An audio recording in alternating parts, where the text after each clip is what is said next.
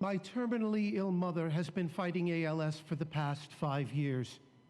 She breathes through a machine attached through her neck and eats through a tube attached to her stomach.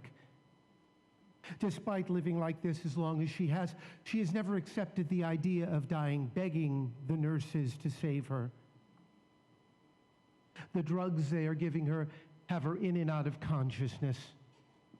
The doctor pulls me aside and says, Matt, she can be a vegetable on a ventilator for God knows how long, but my recommendation is to take her off life support.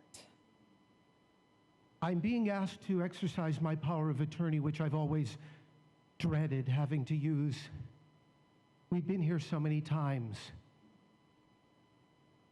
but this time is different. The doctor feels it. I feel it. I say to the doctor, can she be sedated to the point of unconsciousness? I want to protect her from what the pain of dying feels like. The doctor nods and we set the time for 5 p.m.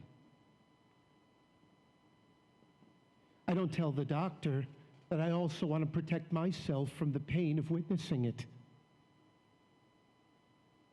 There never was a good time to have a conversation with my mom. She's been sick my entire adult life. Now I wonder, how will I make peace with the fact that I'll never get to say my piece? But my whole life, she's treated me as though there was something wrong with me. Why didn't she accept me as a little queer boy who liked to dress up in girls' clothing and play with Barbies? Why was her extended family's needs put before mine? I watched the family clan come in right as we're getting ready, an Orthodox Jewish relative who would kindly visit my mother to recite prayers for her urgently pulls me aside. You can't do this, he says, with panic in his eyes. It's against Jewish law. I'm sorry, I say to him, but we can't do this anymore. It's not humane.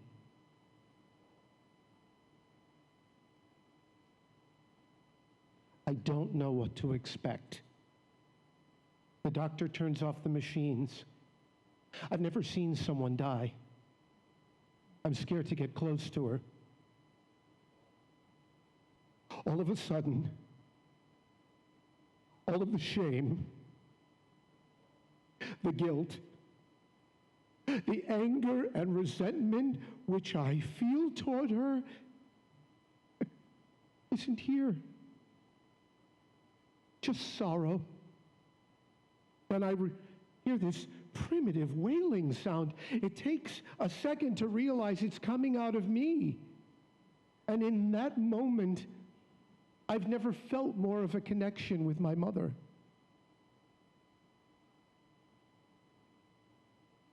Except I don't know how to forgive her.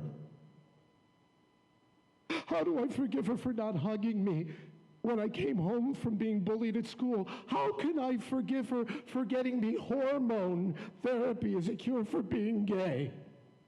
How can I forgive her for medicating me instead of listening to me? How can I forgive her for not loving me unconditionally?